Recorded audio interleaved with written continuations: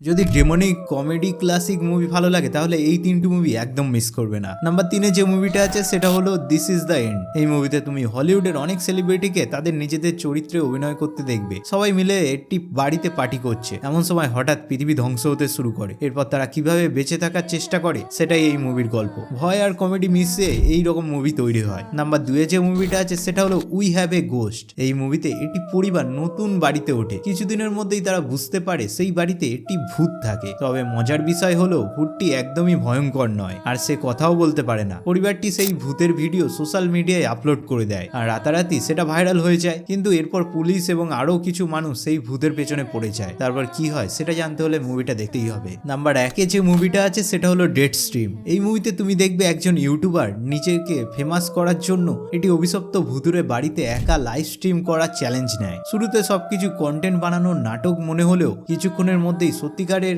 একটি ভয়ঙ্কর আত্মার মুখোমুখি সে হয়। এরপর পুরো লাইভ স্ট্রিম পরিণত হয় ভয়ঙ্কর সব ঘটনা দিয়ে আর একের পর এক রহস্য ঘিরে। এমন আরো মুভির রেকমেন্ডেশন পেতে চাইলে অবশ্যই সাবস্ক্রাইব করো।